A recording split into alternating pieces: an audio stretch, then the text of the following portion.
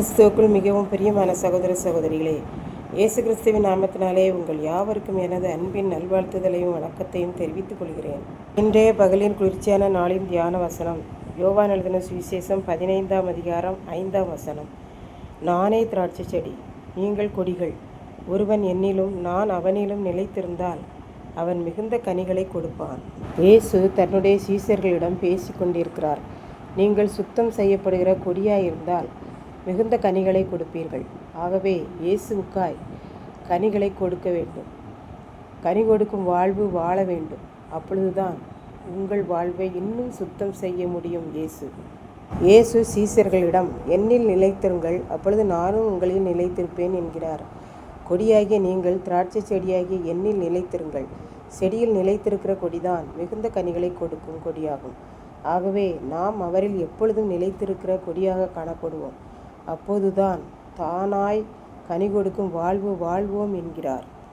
அடுத்து, நாம் திராட்சை செடியாகி இயேசுவில் நிலைத்திருந்தால் இயேசு நம்மில் நிலைத்திருப்பார். அப்படி இயேசுவில் நிலைத்திருக்கிற கொடி மிகுந்த கனிகளை எப்பொழுதும் கொடுக்கும். ஆகவே ஆண்டவர் அதை விரும்புகிறார். ஆவிக்குரிய 9 கனிகளையும் கொடுக்க வேண்டும் என்பதை இயேசு விரும்புகிறார் என்று நாம் பார்க்கின்றோம்.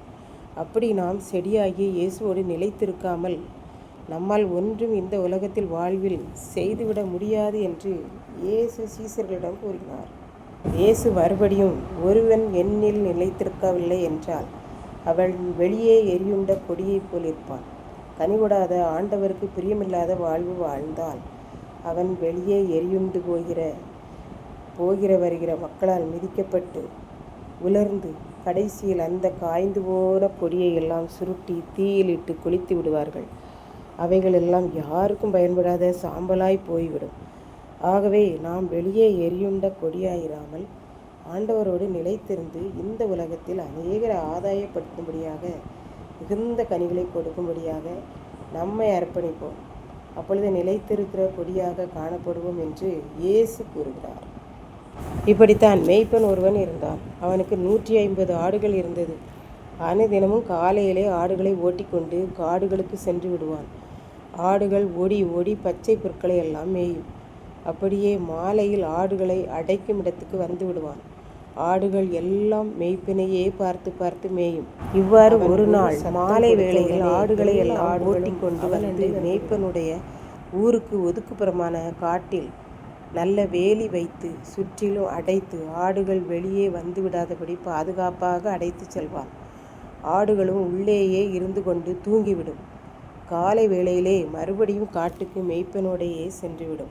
ஒரு நாள் மேய்ப்பன் காலையிலேயே ஆடுகளை எல்லாம் மேய்ச்சலுக்கு கொண்டு செல்ல வேண்டும் என்று அடைப்பை திறந்து விட்டான். அதிலே 2 ஆடுகளை காணவில்லை. கதறிப்போய் சுற்றிலும் பார்த்தான், கண்டுபிடிக்க முடியவில்லை. அக்கம் பக்கத்தில் விசாரித்தான்.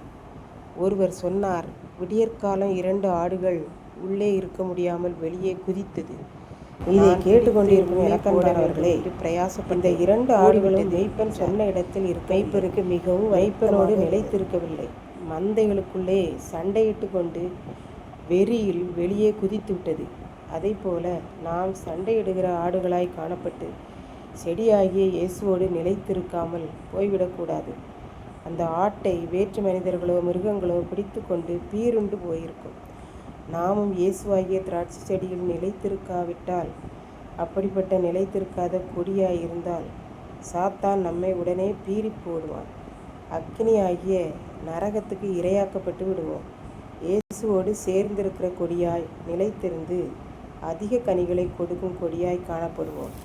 கர்த்தர் தாமே இந்த வார்த்தைகளை ஆசீர்வதிப்பாராக. ஆமென். ஜெபம். அன்பின் ஆண்டவரே, இந்த அருமையான நல்ல நாளுக்காக நன்றி செலுத்துகிறேன். இப்போதும் இந்த வார்த்தைகளை கேட்டுக்கொண்டிருக்கிற ஒவ்வொரு பிள்ளைகளும் கொடியாகிய இயேசுவே உமக்குள் நிலைத்திருந்து மிகுந்த கனிகளை கொடுக்க உதவி செய்தரணும். மீட்பர் இயேசு கிறிஸ்துவின் நாமத்திலே தாழ்மையோடு வேண்டிக் கொள்கிறேன் பிதாவே. ஆமென்.